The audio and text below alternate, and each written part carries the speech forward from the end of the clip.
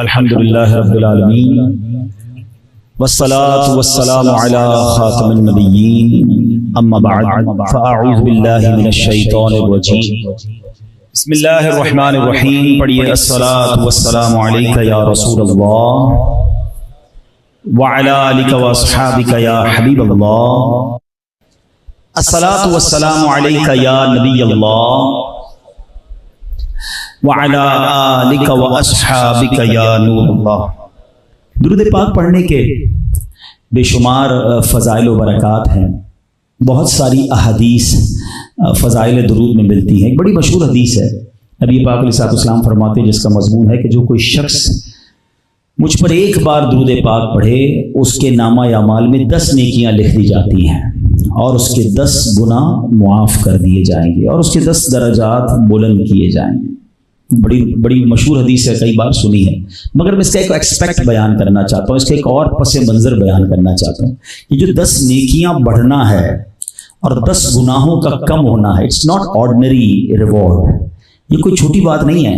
اس کو پہلے سمجھنا ہوگا قرآن پاک سے کہ نیکی اور گناہ یہ دونوں کس قدر ہماری لائف میں امپورٹنٹ رول پلے کر سکتے ہیں۔ قرآن کہتا ہے سورہ قاریہ میں فَأَمَّا مَنْ ثَقُلَتْ مَوَازِينُهُ فَهُوَ فِي عِيشَةٍ رَاضِيَةٍ کہ جس کی نیکیوں کا پلڑا بھاری ہو گیا وہ تو من مانتے چین میں جنت کی نعمتوں میں ہوگا۔ وَأَمَّا مَنْ خَفَّتْ مَوَازِينُهُ فَأُمُّهُ هَاوِيَةٌ وَمَا أَدْرَاكَ مَا هِيَ نَارٌ حَامِيَةٌ۔ قرآن کہتا ہے جس کی نیکیوں کا پلڑا ہلکا ہو گیا وہ تو بھڑکتی ہوئی آگ میں چلا جائے گا۔ اب اس کی انٹرپریٹیشن احادیث میں ملتی ہے کہ یہ ہوگا کیا، یہ اسکیل لگایا جائے گا، یہ میزان والا واقعہ کیا ہے؟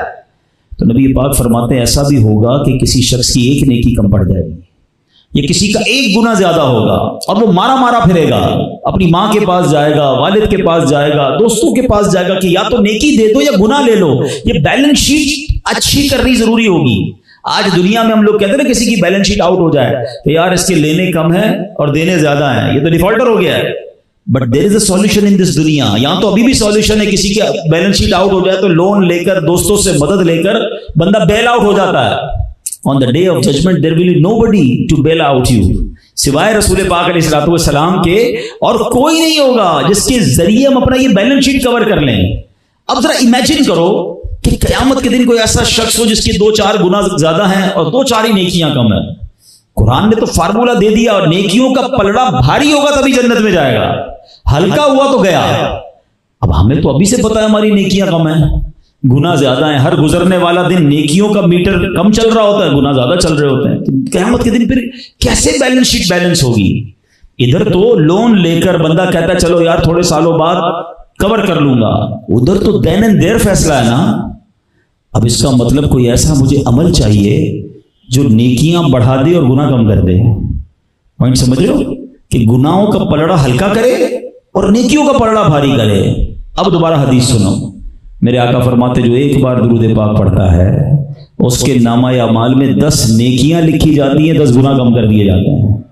اٹ مینز میزان عمل کا جو بیلنس ہے نا، اگر میں درود پاک کو پکڑ لوں اور اس کو کثرت سے پڑھنا شروع کر دوں تو جو غلطیاں ہو گئی ہیں میرے رب کی رحمت سے وہ گناہ کم ہوتے جائیں گے، نیکیوں کا پلڑا بھاری ہوتا چلا جائے گا۔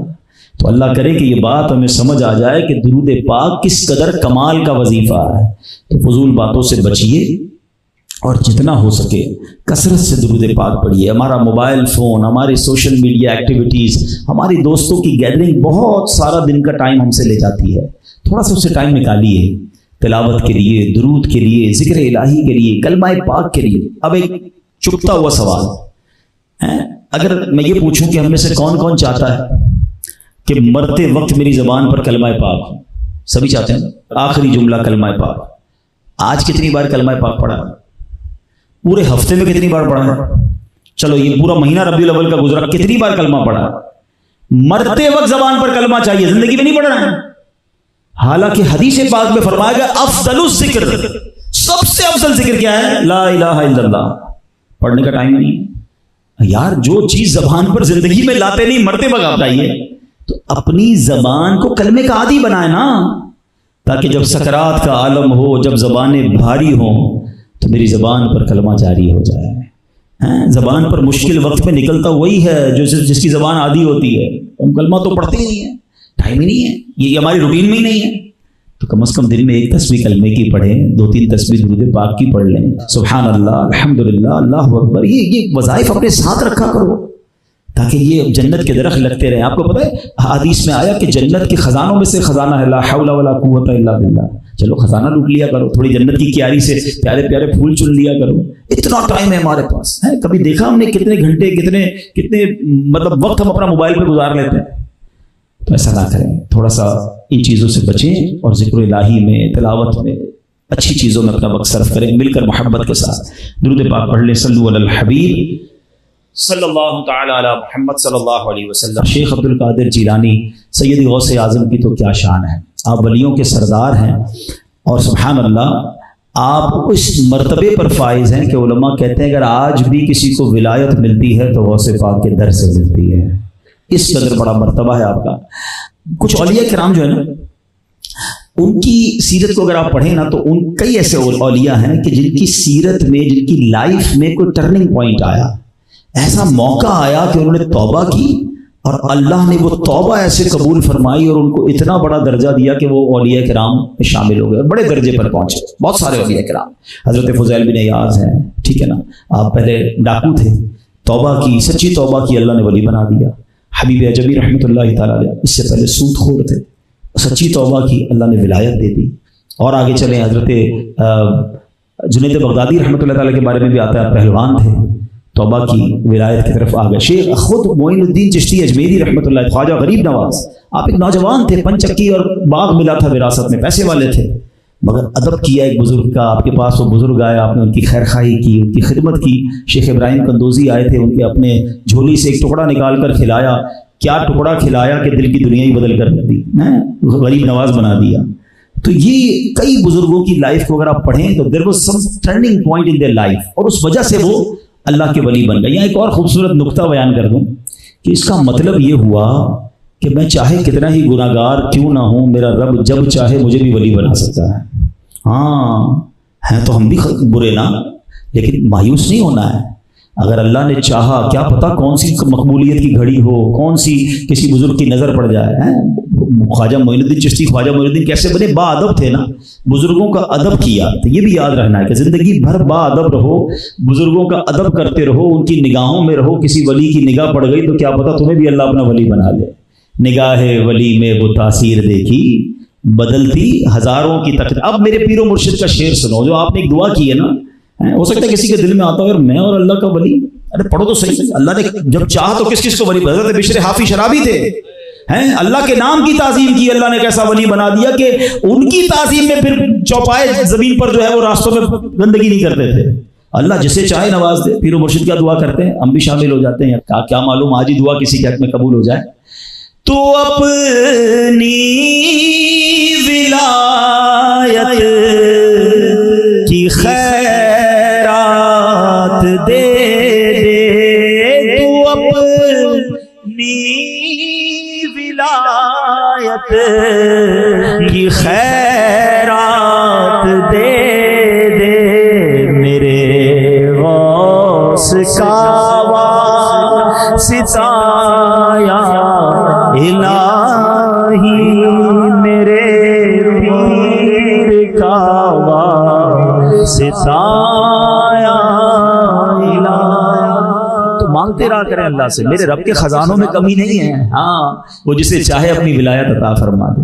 اچھا پھر لیکن شیخ عبد القادر جیلانی سیدی غوث اعظم و عظیم ہستی ہیں کہ آپ چوزن ون تھے, آپ مادرزاد ولی ہیں, بلکہ آپ کو تو ولادت سے پہلے ہی سلیکٹ کر لیا گیا تھا. سبحان اللہ, یہ اللہ کی شان ہے, اللہ جسے چاہے عطا فرمائے. تو 2 چھوٹے چھوٹے واقعات ہیں, واقعات ایسے ہیں جو آپ نے کئی بار سنے ہوں گے, مگر کہتے ہیں نا کہ بزرگوں کی باتیں جتنی بار سنیں سیکھنے کو ملتا ہے, محبت بڑھتی ہے. مگر میں یہاں اس کے ذریعے کچھ باتیں, کچھ مدری پھول بیان کرنا چاہتا ہوں. نمبر 1, بغداد شریف میں ایک نوجوان تھا اور اس نے دیکھا کہ ایک نہر میں ایک سیب تیر رہا ہے. بھوک لگی تھی, سیب اٹھایا اور کھا لیا, اور اس کے بعد خیال آیا کہ یہ تو میں نے کسی کا حق لے لیا ہے, مجھے تو معافی مانگنی چاہیے. تلاش کرتے کرتے ایک باغ میں پہنچے, دیکھا سیب کا باغ تھا. مالک سے کہا حضرت معاف کر دیں, آپ کے باغ کا سیب کھا لیا میں نے. کیسے تو معاف نہیں کروں گا. کیسے معاف کریں, کہ 2 شرطیں ہیں. کیا شرط ہیں؟ پہلی شرط یہ کہ میرے باغ کی رکھوالی کرنی ہوگی، مزدوری کرنی ہوگی۔ ٹھیک ہے، ایک سیب کا حق بخشوانے کے لیے باغ کے مزدور بن گئے، پانی دینے والے بن گئے۔ آج کا کوئی بندہ ہوتا کہتا ہے تو معافی مانگنے آیا ہوں، نہیں دینی تو نہیں دو، میں جا رہا ہوں واپس۔ نہیں، جتنا بھی ٹائم تھا انہوں نے محنت کی، مزدوری کی، پانی دیا، جب وہ ٹائم پورا ہوا تو کہا حضرت اب تو معاف کر دے گا۔ اب دوسری شرط ہے۔ دوسری شرط کیا ہے؟ میری بیٹی سے شادی کرنی ہوگی، اور سنو میری بیٹی اندھی ہے، کانوں سے بہری ہے، ہاتھوں سے لولی ہے، پیروں سے لنگڑی ہے، بول بھی نہیں سکتی ہے۔ بتاؤ اتنے سارے نوجوان بیٹھے ہیں، اتنی ساری کیٹیگریز بیان کر دی جائیں تو کون ہے جو شادی کرے گا؟ مگر خوف خدا دیکھو، کہتے پھر معاف کر دیں گے، کہا پھر معاف کر دیں گے۔ نکاح کیا، اپنے کمرے میں گئے، ڈر کے واپس آ گئے، کہتے ہیں حضرت غلطی ہو گئی لگتا ہے آپ کو، اندر جو خاتون ہیں وہ تو بول بھی سکتی ہیں، دیکھ بھی سکتی ہیں، سن بھی سکتی ہیں، خوبصورت نوجوان دوشیزہ ہے، اور آپ نے تو کہا تھا آپ کی بیٹی معذور ہے۔ مسکرانے لگے، کہ بیٹا میں نے اس لیے کہا تھا وہ اندھی ہے کہ میری بیٹی نے کبھی حرام دیکھا نہیں ہے، بہری اس لیے ہے کہ کبھی حرام سنا نہیں ہے، گونگی اس لیے کبھی حرام بولا نہیں ہے، لنگڑی اس لیے کبھی غیر بے پردہ باہر نکلی نہیں ہے۔ میری بیٹی بڑی نیک ہے، مگر مجھے اس نیک بیٹی کے لیے ایک اچھا رشتہ چاہیے تھا۔ جب تم پہلی بار میرے پاس آئے سیب کا حق بخشوانے میں سمجھ گیا تم نوجوان اللہ کا خوف رکھنے والے ہو، تو میں نے تو ایک اور امتحان تمہارا لیا، تم نے اتنے مہینے مزدوری بھی کر لی ایک سیب کے لیے۔ میں سمجھ گیا تم بہترین چوائس ہو میری بچی کے لیے، بیٹا وہی تمہاری وائف ہے، جاؤ انجوائے کرو اپنی لائف کو، اچھے طریقے سے رہو، وہی تمہاری زوجہ۔ اب میں سوال یہ کرنا چاہتا ہوں، اتنی پاکیزہ خاتون ہو، اتنا خوف خدا والا مرد ہو، جب یہ جوڑا بنتا ہے تو ان کے پیدا کون ہوتا ہے؟ ان کے جو اولاد ہوتی ہے وہ شیخ عبد القادر جیلانی پیدا ہوتے ہیں۔ یہ غوث پاک کے والدین کا واقعہ، بٹ یہ واقعہ کئی بار سنا۔ میں اس واقعے کو بیان کسی مقصد کے تحت کر رہا ہوں کہ ایک تو چلے فیضان غوث اعظم پتہ چلے کہ اللہ نے ان کو پہلے سے ہی سلیکٹ کیا ہوا تھا، یہ خاندان کیسا ہے، مگر اس پورے واقعے سے دو بڑی اہم باتیں سیکھنی ہیں جو ہماری فیملی لائف کے لیے، ہمارے اپنی زندگی کے لیے بڑی امپورٹنٹ ہے۔ اب سب سے پہلی بات کہ حضرت غوث اعظم کے جو نانا جان تھے، انہوں نے غوث پاک کے والد میں کیا کوالٹی تلاش کی؟ بینک بیلنس پوچھا، خاندان پوچھا، اسٹیٹس پوچھا؟ کچھ بھی نہیں۔ There is only one thing، خوف خدا ہے۔ انہوں نے اپنی نیک پارسا خوبصورت بیٹی کا رشتہ کر دیا۔ آج ہم کیا چیک کرتے ہیں؟ چاہے لڑکے والے ہوں چاہے لڑکی والے ہوں، ہماری چیک لسٹ ہی الگ ہے۔ لڑکے والوں کی چیک لسٹ کیا ہوگی؟ لڑکی خوبصورت ہونی چاہیے۔ اچھا بھائی، دوسرا کیا چیک کرنا ہے؟ خاندان کیا ہے۔ تیسرا جہیز کتنا لائے گی، پیسے ویسے ہیں کہ نہیں ہیں۔ دو تین چیزیں چیک کرنی ہے، پڑھی لکھی ہے کہ نہیں۔ اچھا لڑکے کو تلاش کرنا ہے تو لڑکے میں تو کہتے ہیں نا کہ لڑکے کی خوبصورتی اس کی جیب سے ہوتی ہے، بھلے دکھتا اچھا نہ ہو، پیسے والا ہو تو پھر وہ بھی چل جائے گا، ورنہ دو تین چیزیں چیک کر لیتے ہیں، پڑھا لکھا ہے کہ نہیں، کوئی بڑا غلط کام تو نہیں کرتا۔ اچھا ہمارے غلط کاموں کی لسٹ بھی ہماری اپنی ہے۔ غلط کام کیا چیک کریں گے بھائی؟ شراب تو نہیں پیتا، جوا تو نہیں کھیلتا، نشہ تو نہیں کرتا، غلط گیدرنگ میں تو نہیں ہے، بس کماتا کتنا ہے یہ پوچھیں گے۔ اللہ اکبر، ہم یہ چیک کرتے ہیں وہ شراب نہیں پیتا، یقیناً شراب پینا حرام، مگر نماز نہ پڑھنا اس سے بڑا حرام ہے، وہ کون چیک کرتا ہے؟ nobody want to check it۔ ہماری چیک لسٹ یہ ہے میرے پیارے اسلامی بھائیو، غوث پاک کے نانا جان کی کیا چیک لسٹ تھی کہ اللہ کو راضی کر رہا ہے کہ نہیں۔ کاش یہ بات سمجھ آ جائے ہمیں، یہ دونوں طرف کے خاندانوں سے میں عرض کر رہا ہوں، بزرگ بھی بیٹھے ہیں یہاں پر، نوجوان خود بیٹھے ہیں، وہ بھی کہیں اپنے ماں باپ کو کہ سب سے پہلے میرے لیے جو لڑکی تلاش کرنی وہ یہ دیکھیے کہ وہ دیندار ہے کہ نہیں، اس کا ایمان اور عقیدہ کیا ہے۔ آج ہم مال، شکل و صورت تو دیکھ لیتے ہیں، ایمان اور عقیدہ دیکھتے ہیں۔ ہم نے دیکھا کہ کسی والد نے اپنی بچی کی زبردست تربیت کی، باپردہ بنایا، اولیاء کرام، صحابہ کرام، اہل بیت کی محبت پلائی، مگر شادی کے بعد پتہ چلا کہ سسرال والے کہہ رہے ہیں برقع اتار دو، پردہ ختم کرو اور غوث پاک کا نام نہیں لینا، ہمارے گھر میں جناب صحابہ کا نام مت لینا۔ معاذ اللہ، پھر باپ آ کے روتا ہے کہ یار میری بیٹی کے ساتھ کیا ہوا؟ آپ کو اس کو خیال نہیں آیا؟ آپ یہ تو چیک کرتے ہو کہ کتنا کماتا ہے، یہ چیک کرتے ہو کہاں سے کماتا ہے۔ ہم میں سے کون چیک کرتا ہے کہ حرام کماتا ہے کہ حلال کماتا ہے؟ اور معاذ اللہ اگر سود کا کام کر رہا ہے تو وہ تو اللہ سے جنگ کر رہا ہے۔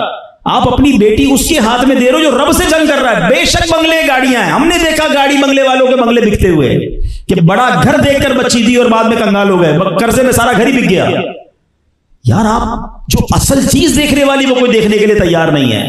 میں آج ایک جملہ دے کر جا رہا ہوں، اگر زندگی کا یہ اصول، میں کہتا ہوں بعض اوقات ماں باپ بیچارے پریشان ہو جاتے ہیں، میں اسی لیے نوجوان اسلامی بھائیوں سے بھی، میں ان بہنوں سے بھی مخاطب ہوں کہ اگر آپ میں ہمت ہو، کریج ہو، تو کم از کم اپنے ماں باپ کو یہ کہہ دیں کہ اور کوئی چیز دیکھیں نہ دیکھیں، یہ دیکھ لیجئے گا کہ جس سے میرا